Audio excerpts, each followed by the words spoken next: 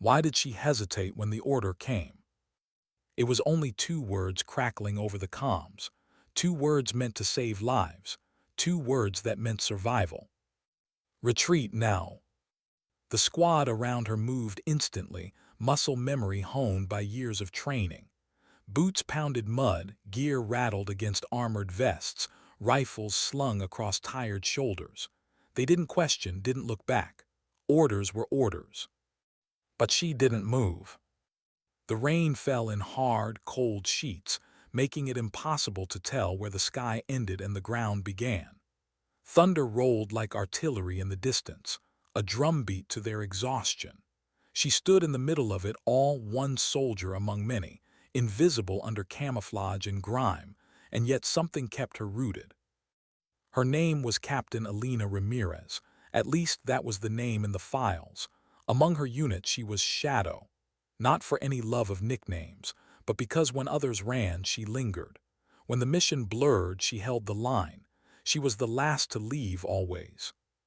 Tonight it would be no different. She adjusted the strap on her rifle and stared through the haze of rain at the ridge line they were abandoning. Smoke curled where enemy mortars had landed minutes earlier. It wasn't silence that followed. It was worse. The groans, the broken shouts, the muffled cries of the wounded who hadn't made it out yet. Retreat meant leaving them. Her throat tightened, not out of fear, out of the weight of decision. A voice inside her, her commander's, firm and precise, reminded her, "You can't save everyone, Ramirez. The mission is survival." But another voice, softer, older, came from deeper inside. It wasn't military. It wasn't doctrine. It was her father's voice, rough from years of hard labor, whispering from memory. "Mija, a name means nothing if it isn't tied to duty. Do what others won't and carry it alone if you must." She blinked, rain mixing with sweat on her lashes. She shouldered her pack tighter, feeling the straps dig into her skin. Around her, the last of the squad disappeared into the mist. She was alone now. And she hadn't told them, not yet. She hadn't told them about the 3 signal flares in her pocket, or the quiet message that came hours earlier, coded and urgent, before the order to pull back. She hadn't told them that someone had to stay. Someone had to light the flares at the right moment, to guide in the evac birds when the time came. If no one did, those wounded behind the ridge wouldn't stand a chance. That was why she stayed, not disobedience, not recklessness, duty. She crouched low, boots sinking in the wet clay. She moved toward the ridge where the ground sloped and the air reeked of cordite and burning metal. She could hear it clearer now, the faint calls for help, some in English, some in broken words that were only sound and pain. Her chest ached. She knew that voice, Corporal Dunn, always smiling even when rations were dry and morale lower than the mud. A farm kid from Kansas who carried pictures of his brothers tucked in his vest. He wasn't supposed to be here. He wasn't supposed to be left behind. She pressed her back against the rock wall, listening. Rain pattered. Far off, an engine roared, enemy or friendly, she couldn't tell. Her breathing slowed. In, out, controlled. She peeked over the ridge. Shapes, shadows, movement. Not all of them friendly. 2 enemy soldiers dragged a wounded man by the shoulders, his boots scraping earth. Elena's chest clenched. It was done. Her finger hovered on the trigger, but she hesitated. If she fired, she gave her position. If she stayed quiet, she watched him disappear into the dark. Duty pressed against her like the rain, relentless, demanding. She exhaled slowly and squeezed.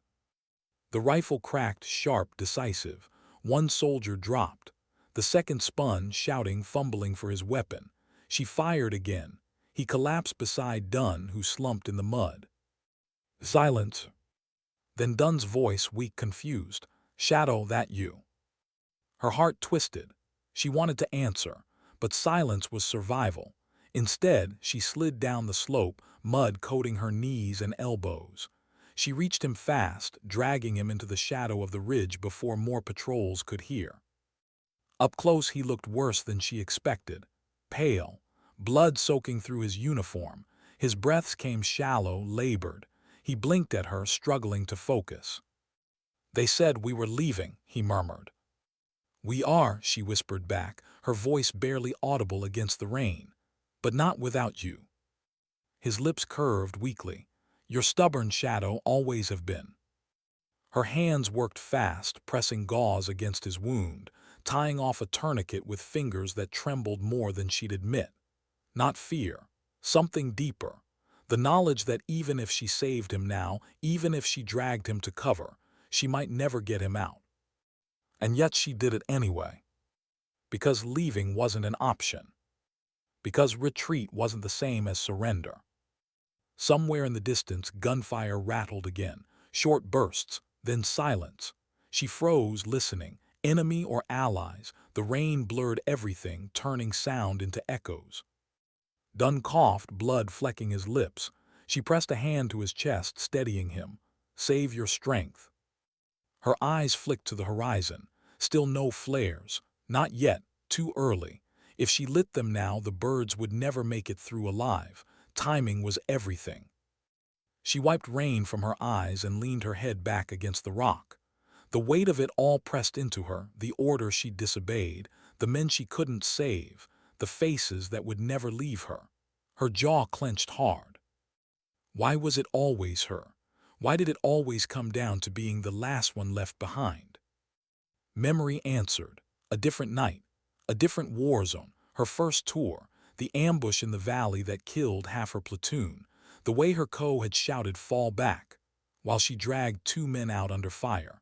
The way she'd collapsed at the evac point, covered in blood that wasn't hers, realizing she couldn't carry them all. She'd sworn then that if it ever happened again, she wouldn't leave anyone breathing behind, no matter the cost. And tonight the promise came due. The rain eased for a moment, a hush falling over the ridge. She could hear Dunn's breathing beside her, shallow but steady. She checked her watch. 15 minutes. 15 minutes until the evac window. 15 minutes to stay alive.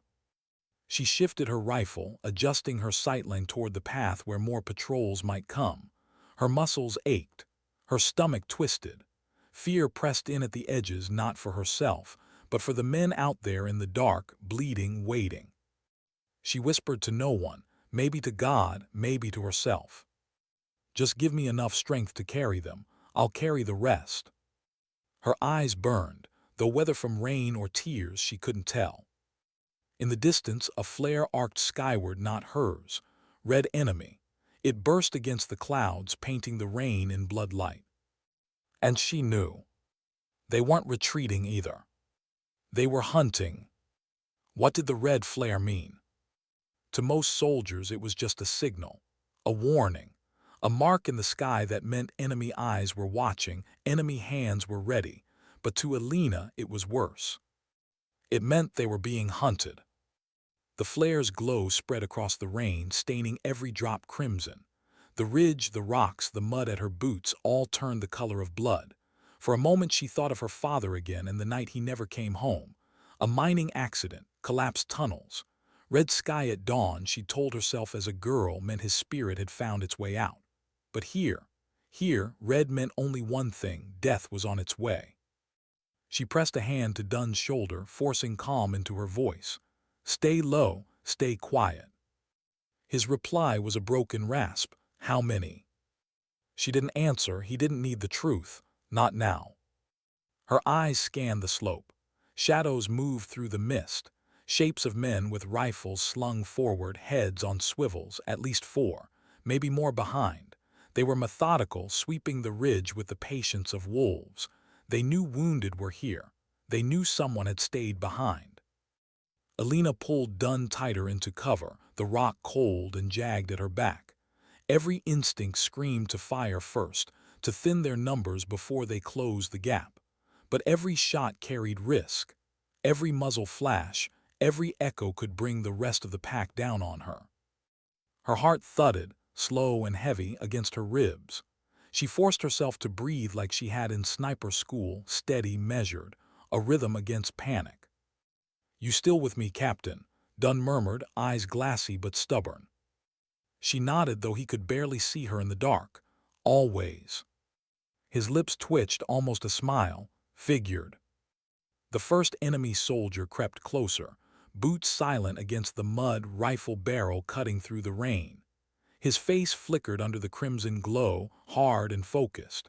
He paused, scanning, as if sensing her heartbeat in the stillness. Elena's finger slid against the trigger, but a memory caught her hand before it tightened. A boy's face years ago, desert sun, a rifle too heavy for his small arms. He hadn't been older than 14. She'd found him on a patrol in another forgotten war, gun shaking in his grip. Her co had barked the order, take him down. She'd hesitated then too, long enough for the boy to drop the rifle and run. Long enough for her co to whisper later, Ramirez, hesitation kills. Don't let it happen again.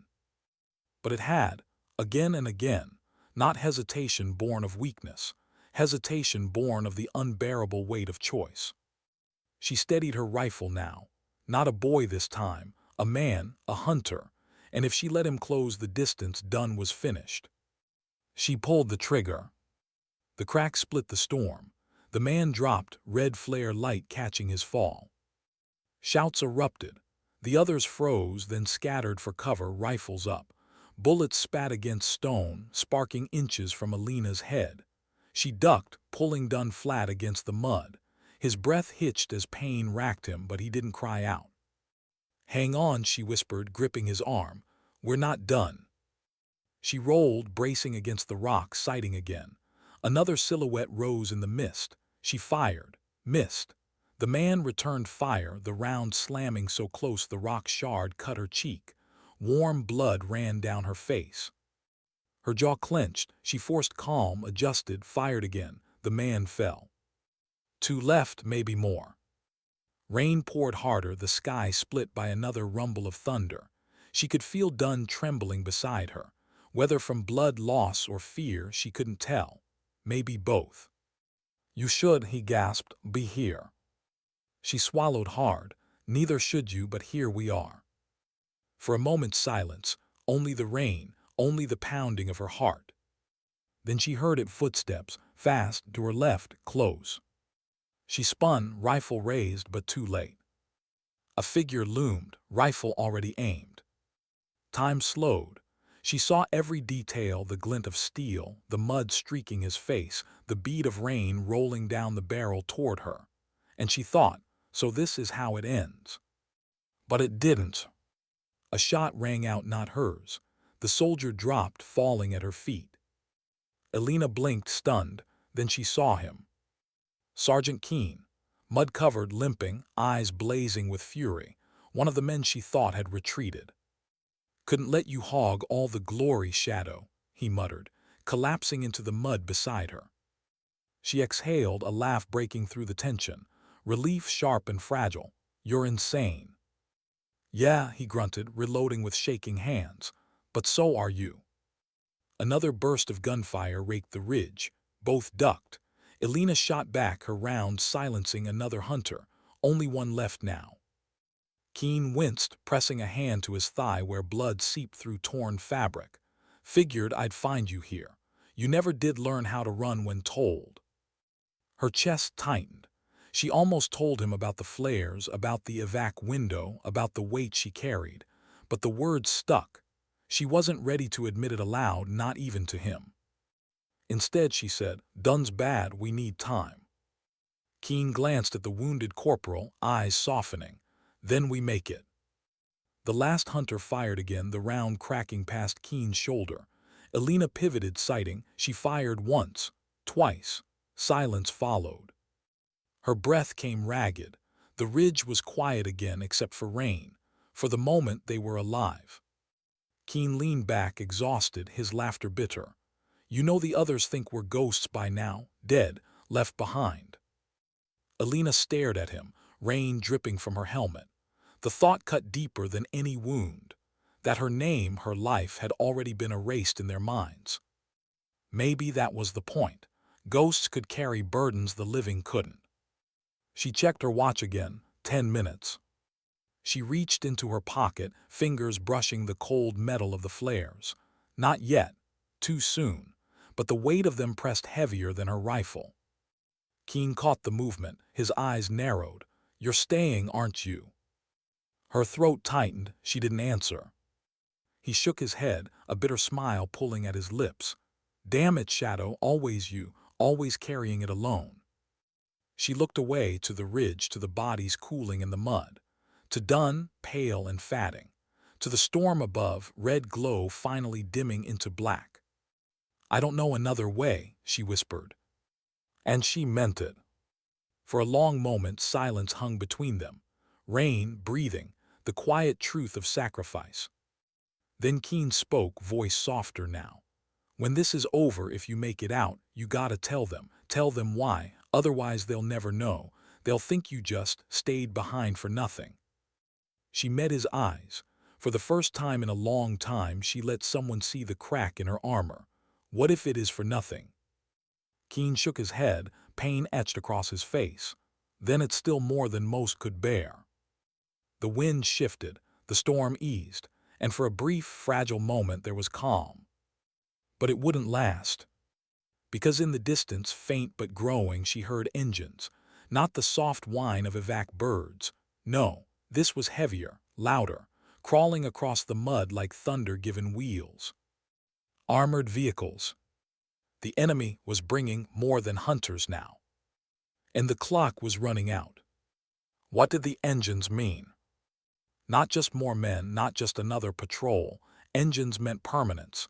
They weren't searching anymore. They were moving in, digging in, securing the ridge she was still pinned beneath. She pressed her ear to the rock, feeling the vibrations through the stone. Heavy, steady, armored, tracks instead of wheels. The unmistakable weight of vehicles meant for crushing resistance. Her stomach tightened.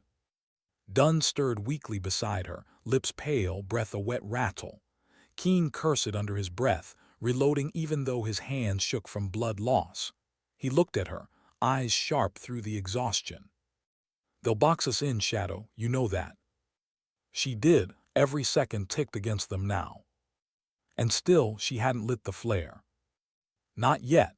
Not until the evac birds were close enough to risk it. Not until she was sure the wounded wouldn't be led straight into another ambush.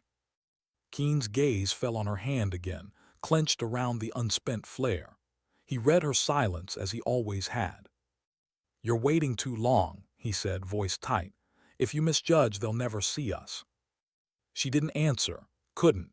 Instead, she leaned against the rock, rain dripping from her helmet, and closed her eyes for half a breath. Just one. And memory returned. Years ago, training, flight deck at dusk. A young Elena Ramirez standing at attention while an instructor paced before her, his boots echoing. He'd held up a flare in his fist, the same kind she now carried. "Timing," he barked, "is life. Too soon and you waste it. Too late and you die with it in your hand. You have one chance, do you understand?" She had nodded, jaw clenched, pride steeling her against doubt. But in the silence that followed, she had asked the question that made the instructor pause. What if both choices mean someone gets left behind? He hadn't answered. He just looked at her, a look that said she'd asked the one question no doctrine could solve. Now crouched against the ridge, she still carried that silence. She opened her eyes. The engines were louder now, closer. Lights glowed faintly through the mist, harsh beams cutting across the rain. Shadows shifted against them, soldiers marching in formation, rifles at the ready. Keen muttered something under his breath, a prayer or a curse. Dunn coughed, his body trembling against hers. Elena gritted her teeth. She couldn't wait much longer. "Keen," she said quietly, "how many rounds do you have?" He gave her a grim smile, enough to be loud. It wasn't an answer, but it was the truth. She adjusted her rifle, the familiar weight grounding her even as her pulse spiked. She thought again of her father, of the stories he used to tell at their kitchen table after long shifts underground. How men who carried weight silently were never remembered. But they didn't need to be. The work was the memory. Maybe this was her work. She raised her rifle and peered through the scope. One of the lights flickered, catching the edge of an armored transport crawling forward. Soldiers fanned out around it, disciplined, sweeping with precision. Too many, far too many. Her breath slowed. She thought, if I fire, they'll know we're here. If I don't, they'll pass close enough to find us anyway. Duty weighed heavier than calculation. She exhaled, pulled the trigger. The light shattered. The driver panicked, swerving the vehicle sideways, throwing the formation into chaos. Shouts erupted in the night. Keene added his fire, rounds sparking against armor, forcing soldiers into cover. The ridge became a storm of sound. Bullets cracking, engines roaring, men shouting in languages she couldn't parse. Elena dropped back, pressing Dunn flat as rounds chewed stone inches above them. Shards cut into her arm, warm blood mixing with rain. She didn't flinch. Couldn't. Her mind narrowed to seconds, choices, survival. Now, Keene shouted over the gunfire, eyes on the flare in her fist. Her jaw tightened. Not yet, not yet. She peeked over cover, sighting again. Fired. One man down. Another stumbled, dragged to cover. Every shot bought seconds. Every second was a chance. But Dunn's breathing was worse now, rattling, shallow. She pressed a hand to his chest, feeling the fragility of it, the desperate fight of his lungs. He wasn't going to last. Her throat burned, not from smoke, from the truth she didn't want to admit. If she waited too long, there'd be nothing left to save. She pulled the flare free, the weight of it a decision in her palm. She stared at it, rain streaking her visor, hands trembling against everything she believed about timing. She thought of her instructor, of the silence to her question, of her father's words. Do what others won't, carry it alone if you must. She struck the cap. The flare burst alive in her hand, brilliant against the storm. Red fire hissed and spat, painting her face, her rifle, the mud around her. She raised it high, defiant, a beacon in the darkness. For a moment, just one, everything paused. Soldiers froze, staring. Keene looked at her like she'd lost her mind. Dunn's eyes fluttered open, catching the glow, a weak smile crossing his lips. And then chaos erupted again. Gunfire turned toward the light. Rounds cracked, snapping past her head, tearing into the mud. She dropped back into cover, flare burning in her fist, smoke rising through the rain. Shadow, what the hell are you doing? Keene roared. Buying time, she shouted back, her voice raw. Above the storm, faint but real, came the sound she'd prayed for, whirring, growing, cutting through the rain like hope given wings. The evac birds. Her chest clenched, relief flooding through the fear. They'd seen her. They were coming. Keene laughed, wild and bitter. You're out of your damn mind. Elena didn't answer. She couldn't. Because even as the sound of salvation grew closer, she knew it wasn't over, not even close. The enemy knew too. They opened fire harder, pushing toward the ridge, desperate to crush the beacon before it drew more firepower down on them. Elena held the flare higher, her rifle tight against her chest, rain washing blood and smoke across her face. She thought of the promise she'd made years ago, that no one breathing would be left behind. And she whispered into the storm, voice breaking against the roar of engines and gunfire. Come and take it from me. How long could one flare burn? Seconds, maybe a minute if the rain didn't drown it. And yet in that fragile span of light, lives could be saved or lost. Elena gripped it high, its red fire spitting sparks against the storm. The flare hissed in her hand, hot smoke coiling upward. She clenched it like a flag that would not fall, even as bullets clawed the stone around her. Above, the whirring grew louder, the unmistakable thrum of rotor blades, the evac birds. But they weren't here yet, not close enough. Keene fired in bursts beside her, teeth gritted, his wounded leg buckling under him. They'll cut us down before the birds even see us. Elena didn't answer. She couldn't. If she spoke, her hands would falter. If she faltered, Dunn was gone. She lowered the flare long enough to jam it upright into a crack in the stone. its glow casting warped shadows across the mud. Then she raised her rifle again, sighting fast. One soldier darted toward cover. She fired, dropped him. Another scrambled forward with a grenade. Keen's shot caught him mid-run, the explosion tearing open the mud where he fell. Still more came. The ridge was crawling with them now, wolves lunging at the beacon. Elena's heart pounded, but her face stayed stone. She worked the rifle with methodical calm, the way she had been taught. Exhale, squeeze, move. Her cheeks stung where the shard had cut her earlier, blood mixing with rain, sliding down her neck. She barely felt it anymore. Dunn coughed, a wet, desperate sound. His eyes fluttered. "Don't leave me." The words ripped through her harder than any bullet. "I won't," she whispered, never looking away from the scope. But her chest burned with a truth she wouldn't speak. Because sometimes, no matter how tight you held, the world still took. The rotor blades were closer now, louder. The storm of their arrival pressed against the air, rattling through her bones. She could almost see them, almost. "Come on," she breathed, "just a little closer." The enemy knew it too. They poured fire toward the ridge, desperate to silence the light. Rounds sparked against stone, ricochet screaming past her ear. Keen grunted as one grazed his arm, blood splattering across his sleeve. "Shadow," he shouted, "we can't hold much longer." She didn't answer. She couldn't. Because then she saw it, the dark silhouette breaking the clouds, rotor blades slicing rain into mist. The first evac bird roaring closer. Relief crashed through her, sharp and sudden, but it was fragile. Because she also saw the streak of fire arching upward from the enemy's flank. A rocket. Her breath caught. The bird veered, engine straining, the rocket slicing past and detonating in the trees beyond.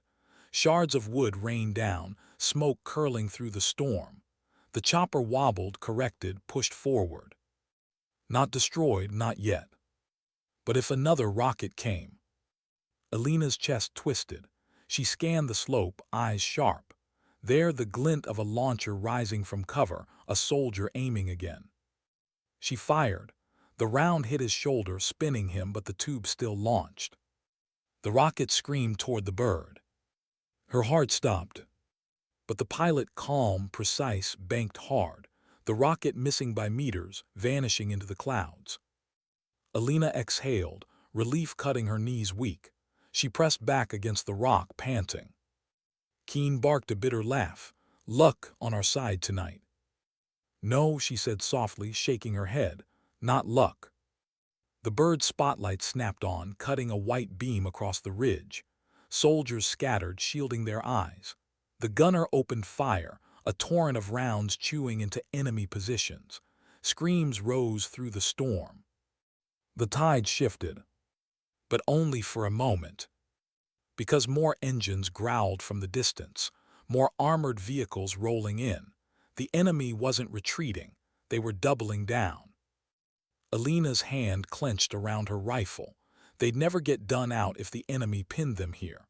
The bird would be forced to pull back, leaving them behind. Her mind raced, calculating, choices cutting sharper than the bullets. And then her eyes caught something, the half-buried shape of an old supply crate near the ridge. She'd seen it earlier but ignored it, another piece of forgotten debris. But now it might mean survival.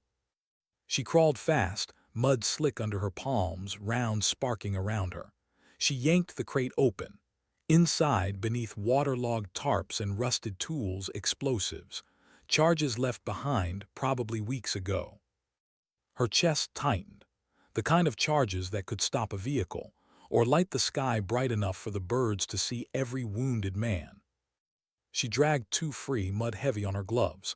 Keen's eyes widened. "You're not serious." She didn't reply. She strapped one charge across her chest, the other in her pack. Her fingers trembled as she checked the timers. Both still functional, both dangerous. Dunn's voice came weak, slurred. "Shadow, do." She crouched beside him, brushing wet hair from his face. "I'll come back, I swear it." He shook his head, eyes glassy. "You always say that." The words cut her deeper than the storm. She pressed her forehead to his for a second, the only gesture of warmth she could allow. Then she rose, rifle tight, charges strapped, eyes on the slope where the vehicles growled closer. Keene grabbed her arm. "You'll never make it." She met his gaze, her voice low, steady. "Then I'll buy you enough time to." For a moment silence stretched. Rain, breath, the flare still hissing faintly against stone. Then Keene let go. His eyes softened with something like respect, or maybe resignation. "God help you, Shadow." She nodded once, then she moved. Every step down the ridge felt heavier than the last. The mud sucked at her boots, the rain blurred her vision, the sound of engines shook her ribs. But she didn't stop, couldn't. Because behind her was Dunn. Behind her was Keene. Behind her was the promise she had carried since her first tour. No one breathing left behind. The first vehicle loomed through the mist, its metal skin glistening under the flare's glow. Soldiers moved alongside it, rifles ready. They hadn't seen her yet. Not here, crawling low through mud, shadows clinging to her like a cloak. Her fingers brushed the detonator at her chest. One charge, enough to cripple the lead, enough to slow the rest. Her breath slowed. And in that breath she thought of home. Of the desert sunsets she never saw any more. Of the taste of her mother's cooking, simple and warm. Of her father's voice, telling her that some burdens were meant for her alone. She thought of all the names already etched in her memory, the ones she couldn't save. And of Dunn, still breathing, still waiting. Her lips parted, a whisper lost in the rain. "This is mine to carry." She rose from the mud, silent, steady, moving toward the beast of steel and fire. And the storm swallowed her whole. Rain blurred everything, but not enough to hide the hulking silhouette of steel crawling toward her. The armored vehicle groaned through mud, engine roaring, treads chewing earth like a beast that had tasted blood. Its headlight beams cut through the storm, slicing across broken trees and shattered stone. Elena pressed her body flat into the muck, heart hammering so hard she felt it in her teeth. The rain plastered her hair to her face, streamed down her cheek like tears she refused to shed. The first vehicle rolled just meters from her, soldiers moving in a staggered line beside it. Their boots splashed mud onto her gloves. If one looked down, if one's boot slid too close, she'd be seen. Shot. Crushed. But the rain and the storm were allies tonight. The soldiers squinted against the downpour, their attention fixed on the flare still spitting red fire up the ridge. Their prey wasn't here in the mud, not yet. Elena slid forward inch by inch until her fingers brushed the cold, oily steel of the vehicle's side. She sucked in a breath, muscles locked. Then she moved with the fluidity of years of training, precise, minimal, invisible. Her hand found the magnetic clamp of the first charge. She pressed it against the underside, the soft click masked by thunder. She set the timer with careful fingers. 60 seconds, enough to back away before the blast. Her chest rose and fell with sharp, controlled breaths. She eased away, melting back into mud, the rain erasing her outline. But her hands trembled. Not from fear, she had long since buried fear deep inside. From the memory crawling into her head, unbidden. She was 16 again, the training yard in North Carolina, the instructor's voice cold and precise. Timing is the difference between a kill and a corpse. Fumble a second, and you're the second. Her classmates had laughed when she dropped the dummy charge, called her clumsy, said a girl's hands weren't made for war. But she hadn't answered then. She just practiced. Night after night, hands raw until she could arm a charge blindfolded. And now, in the storm, in the mud, in the jaws of death, those same hands were steady enough to hold fate itself.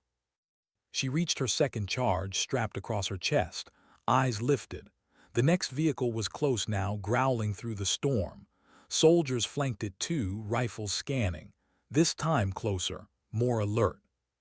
She waited, one heartbeat too. Thunder rolled, shaking the ridge. In its echo she moved, crawled fast, mud streaking her face, her ribs scraping stone. She slid under the rear tread, breath locked, and slapped the charge into place. The timer blinked red. 30 seconds. Her pulse surged. No time to crawl back, no cover nearby. She glanced to the side. A drainage ditch, narrow, half flooded with rain, barely wide enough. She lunged. Boots splashed. A soldier turned, eyes narrowing through the rain. Movement. Elena threw herself into the ditch, water slamming into her chest, freezing. Bullets tore mud above her. Shouts filled the storm. And then the first charge blew. The explosion tore the night open, a blinding flash of fire beneath the lead vehicle. The beast shuddered, metal splitting, treads snapping, flames gushing from its belly. Soldiers screamed, scattering. The second charge detonated seconds later, ripping the rear vehicle sideways, its wheels folding under. Shrapnel ripped through rain, hot shards cutting mud and flesh. Another soldier crumpled, gasping. The ridge shook with violence, the thunder of man-made fire rising higher than the storm's voice. Elena pressed deeper into the ditch, mud and water closing around her, heat washing over her back. Her chest heaved, her body trembled. But inside something steadied. Because above the chaos she heard the roar of rotor blades. Louder now, closer, the evac birds cutting down through smoke and storm. Her job wasn't finished, but her path had worked. Shadow to ridge, she whispered into her calm, voice ragged, drowned by static. 2 vehicles down, get Dunn ready, birds inbound. The line cracked, then Keen's voice fierce, alive. God damn it, Shadow, thought you were gone. Not yet, her lips twisted in something almost like a smile. Not tonight. Gunfire erupted again. Enemy soldiers still swarmed, shaken but not broken. They surged past the wrecks, desperate to overwhelm before the birds could land. Elena rose from the ditch, mud dripping from her shoulders, rifle gripped tight. She fired, quick, brutal, dropping 2 before they could flank. She sprinted low, weaving between wreckage, smoke stinging her eyes. Her chest burned, her legs screamed, but she pushed. Because Dunn was waiting, because Keen was holding the line, because promises weren't meant to be broken. She slid behind a slab of stone, reloaded with slick, trembling hands. Her cheek pressed to the stock, eyes locked. One soldier raised his weapon, she dropped him. Another crawled toward a rocket tube, she snapped a round through his chest. Her world narrowed. Rain, muzzle flashes, the smell of burning fuel. And through it all, a single memory.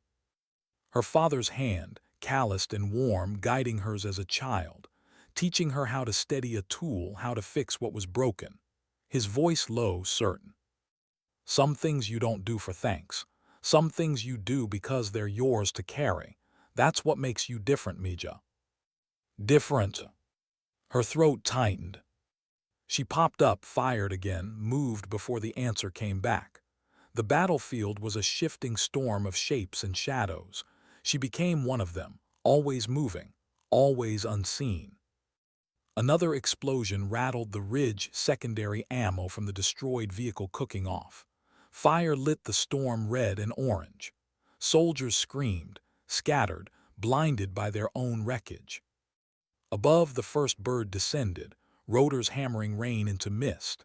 Its gunner laid down fire, clearing space, forcing enemies back. The spotlight swept across the ridge, finding Keen, finding Dunn, finding the flare still burning low. They had a window, but it wouldn't last. Elena fired until her magazine clicked empty. She dropped it, slammed in another, breath ragged. Her arms ached, her chest burned, but her eyes stayed cold. Through smoke she saw them. More soldiers pushing hard, desperation turning them feral. A last wave, throwing everything at the ridge before the evac was complete. She gritted her teeth, lifted her rifle, and ran straight into the fire.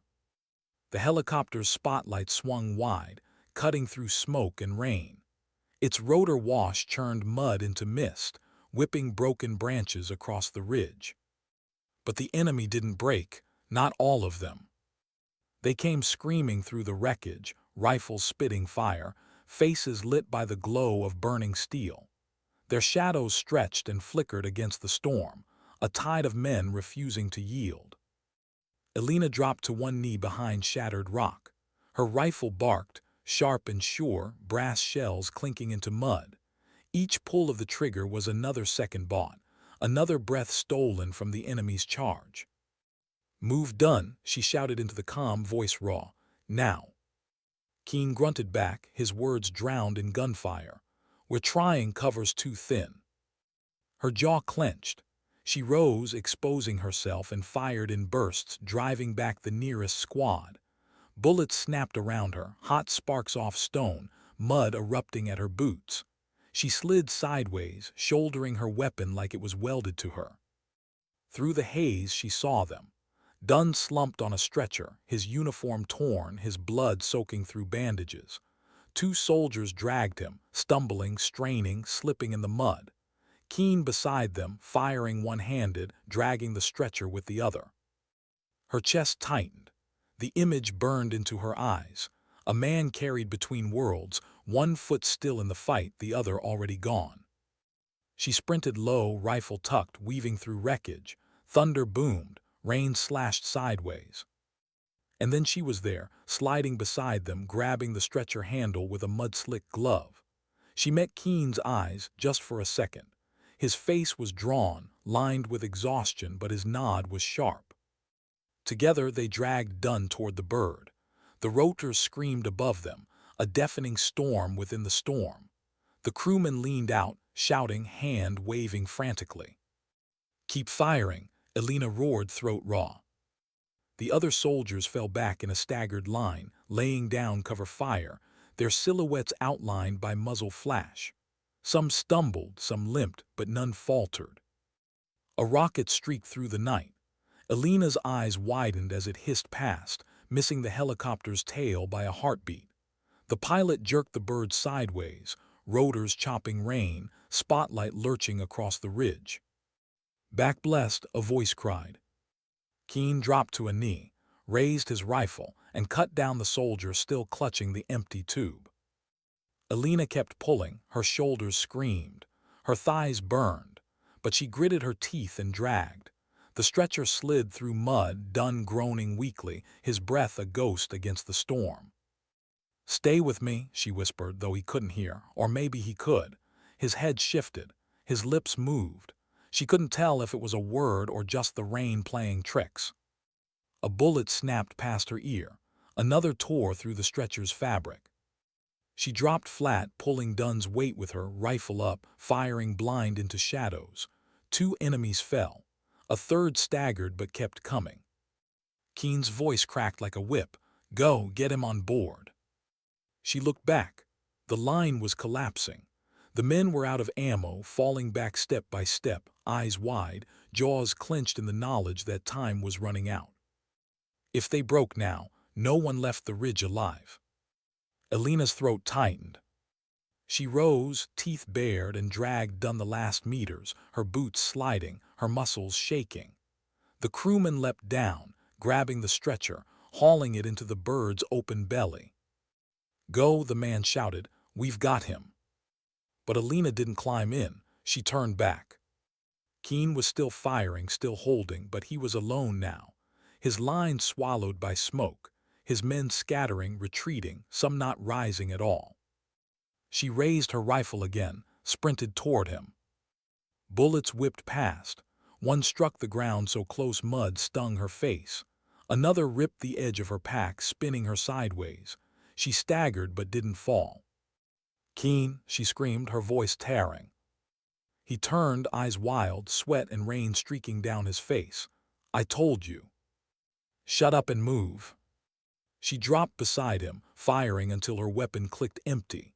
She slammed in a fresh magazine, her hands automatic, practiced. Their rifles barked in rhythm, pushing back the tide one heartbeat at a time. Behind them, the helicopter's engines howled, straining against weight and weather. The crewman shouted again, desperate. But Elena couldn't leave, not yet. Because something twisted inside her chest. an old, heavy ache. It wasn't just about Dunn.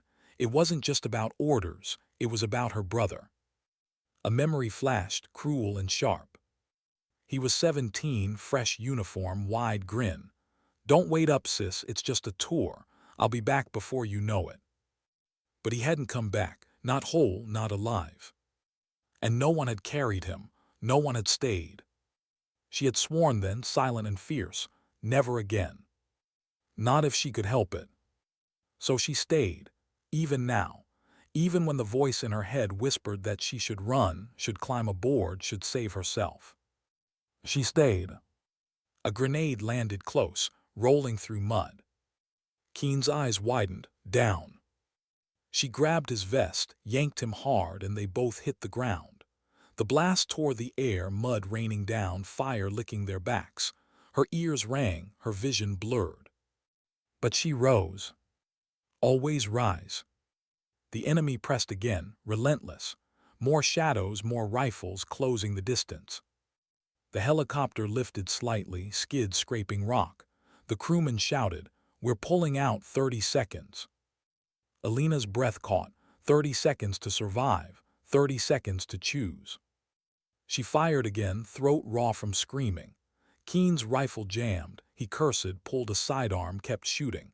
His hands shook, but his eyes burned. "Go," he yelled at her, voice ragged. "Get on the bird." She didn't answer, couldn't, her jaw locked, teeth grinding.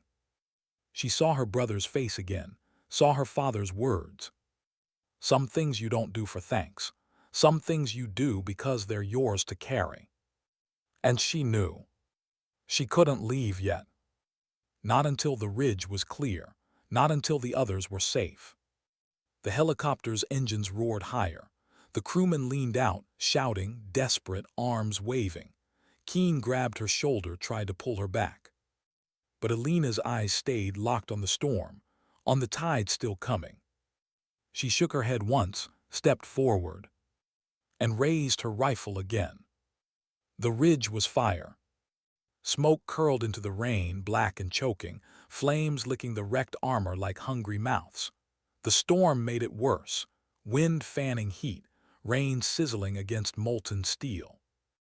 Elena's boots slid in the mud as she braced against a shattered boulder, rifle steady. Each shot cracked through the storm, sharp, precise. Every pull of the trigger was defiance. But there were too many. Silhouettes poured from the tree line, blurred by rain but undeniable. Their shouts mingled with thunder, their rifles flashing, their boots hammering the soaked earth. The helicopter was lifting now. Its rotors screamed, chopping rain into mist, lights sweeping across chaos. Dunn was inside, the others too. She saw their shapes, half hidden through the side door. "Safe." She exhaled, long and shaky, one burden lifted. But another pressed down. The enemy surged again, a line of rifles raised. Elena dropped low, mud splashing up her face, bullets tearing the rock where her head had been a second before. Her body ached, her muscles screamed, but she rose again, fired again. Beside her, Keen coughed through smoke, blood streaking his cheek. His pistol clicked empty. He threw it aside, grabbed a fallen rifle, chambered a round with shaking hands. "You're insane," he rasped, voice raw. "Shut up and shoot," she snapped. A grim smile tugged his mouth even as he fired. For a moment, just a moment, it felt like the war was only theirs. Two broken figures holding back a tide that should have drowned them. But time was running out. Ammo was running out. Elena's last magazine slid into place with a heavy finality. She knew, Keen knew too, they didn't need words. The enemy pressed closer. Shadows in the smoke, faces twisted, bayonets fixed. Her chest rose and fell, sharp and heavy. Her throat burned with smoke, with swallowed fear. And then silence. Not real silence, but a beat, a stillness inside her chest as the world slowed. She saw her brother again, saw his grin, saw the flag they draped over him. She heard her father's words, felt her mother's silence at the dinner table. She understood then. This wasn't about medals, wasn't about orders, wasn't even about the war. It was about carrying what no one else would, standing when everyone else left, bearing weight until there was nothing left to bear. Her rifle kicked against her shoulder, each round another heartbeat. Keen fired beside her, teeth bared, eyes wild. But the line broke. The enemy crashed through. One man lunged close, rifle raised to strike. Elena twisted, slammed her stock into his jaw, fired point-blank into his chest. She staggered, breath ragged, swung toward the next. A bayonet slashed across her arm. She hissed, pain white-hot, but her hand held. She fired again. Another grabbed her, dragging her down into the mud. Rain filled her mouth. She gagged, spat, slammed her elbow back, broke his nose, rolled, fired. Her vision blurred. Her body felt heavy, each movement carved from stone. But she kept moving. Keen went down hard, tackled by two shadows. He roared, fought, but a rifle butt cracked against his skull. Blood streamed. He crumpled. "No," Elena's voice tore out, raw and broken. She surged forward, grabbed the nearest enemy, slammed him into the wreckage, drove her knife under his chin. The second turned. She shot him before he could finish Keen. Her knees buckled. She dropped beside Keen, hands shaking. His eyes fluttered, barely conscious. The helicopter was circling back. She heard its rotors, its guns spitting fire to carve a path. Light swept across the ridge, illuminating her mud-streaked face, her bloodied arm, the wreckage around her. But the enemy still came. Even broken, even burning, they came. She rose again. Her rifle empty now. She drew her sidearm, fired until it clicked, drew her knife. Each breath was a battle, each heartbeat a war. A soldier lunged, she cut him down. Another raised his rifle, she threw herself into him, blade flashing, rage and grief and duty fused into steel. But her strength was fading. She fell to one knee, vision tunneling, ears ringing. The rain felt distant now, more like memory than touch. The spotlight found her, the helicopter hovering, its crew shouting, desperate, hands reaching. But she couldn't hear them. She saw only the ridge, the mud, the blood, the fire. And for the first time, she felt the weight settle fully. Her brother, her father, her mother's silence, her team, Dunn's stretcher, Keen beside her. Everything. It was too heavy for one person. But she carried it anyway. Because that was who she was. Her knife slipped from her hand. Her body sagged, but her eyes stayed open, watching the ridge, guarding it still. The last thing she heard before darkness swept in was the helicopter's guns, roaring like thunder. And then nothing. She woke to silence. Not the storm, not gunfire, not the ragged breath of enemies pressing close, just silence. Her eyes fluttered open to pale light bleeding through canvas, the steady hum of generators, a faint antiseptic sting in the air. A field hospital. Her throat was dry, cracked. Her arm ached beneath tight bandages. Her ribs felt bruised, heavy, but intact. For a moment she didn't move, didn't dare. Because silence, after everything, felt unreal. Then a shadow shifted beside her. Keen. His head wrapped, his shoulder in a sling, but alive. He sat on a metal chair, leaning forward, eyes half closed, as if even in rest he was still guarding. When he noticed her stir, his head lifted, his gaze locked on hers. For a moment he said nothing. His mouth opened, closed again. Finally, just two words, low and raw. "You stayed." She swallowed, throat burning. Someone had to. His jaw tightened. His eyes shone with something unspoken. Gratitude, anger, maybe both. She closed her eyes again, exhaustion pulling heavy, but memories clawed their way back. The ridge, the mud, the fire, her knife slipping from her hand, the way she thought it would be the end. And yet she was still here. Alive. The next hours blurred. Medics checked her vitals. Voices drifted in and out. Dunn was alive, though barely, stabilized after surgery. Some of the men were gone, others wounded, faces missing in the rows of cots. Every empty bed felt like a ghost. At night, when the lights dimmed, Elena lay awake. The storm still echoed in her ears. The smell of burning steel clung to her memory, and in the silence her brother's face returned again and again. She had stayed this time, she had carried, but the weight had not lifted. It never would. One morning a senior officer came. Gray hair, stiff posture, eyes lined with fatigue. He stood at the foot of her cot, hands clasped behind his back. "Orders were retreat," he said flatly. Her chest tightened. She forced herself upright, wincing at the pain. "I know. You disobeyed." The words hung heavy. Not an accusation, not yet, but something close. Her jaw clenched. She thought of Dunn on the stretcher, of Keen's bloodied face, of the bird lifting off because someone held the line. "I did," she said.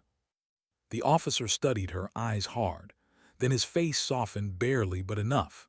He gave a small nod, almost imperceptible. "Sometimes," he said quietly, "orders don't see what people carry." And then he was gone. She sank back, breath shaking, eyes burning. Days passed. Wounds healed slowly. The men visited her cot one by one.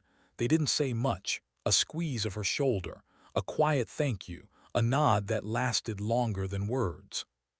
Keen sat with her most nights. Sometimes he spoke, sometimes he didn't. Once in the middle of the night his voice cracked low. "They'll write reports, say we fought hard, say we held long enough, but they won't write about you, about what you did." She turned her head toward him, voice a whisper. "I don't need them to." His gaze lingered, searching. Then he nodded. Because he knew. She wasn't chasing glory. She wasn't chasing memory. She was carrying what no one else would. Weeks later, she was cleared to walk again. Bandages wrapped her arm, ribs stiff under gauze, but her legs held. She stepped outside the hospital tent into gray dawn. The air was cool, damp with lingering rain. The ridge was far behind now, but in her mind she still smelled the mud, still felt the weight of the stretcher in her hands. She walked slowly toward the edge of the camp, past guards, past rows of supply crates, past the noise of generators. She stopped where the land stretched wide, rolling hills dark against morning light. And there, finally, she let herself breathe. The wind tugged at her hair. The silence felt cleaner now, not empty, just still. She thought of her brother, thought of her father's words, thought of the weight she had carried. And in that moment she understood. It was never about saving everyone, never about winning every battle. It was about standing when no one else would, staying when others left, carrying burdens without expecting them to lighten. Because sometimes dignity doesn't speak. It simply acts. Behind her, footsteps approached, Keen's voice rough but steady. "They're saying the ridge should have been lost, that it held only because," he trailed off. She didn't turn. She kept her eyes on the horizon. "Because you stayed," he finished softly. Her lips pressed into the faintest of smiles. Not joy, not pride, just a quiet acknowledgement. She didn't answer, she didn't need to. The horizon stretched endless before her, gray, heavy, but open. And she stood there still carrying, still unbroken.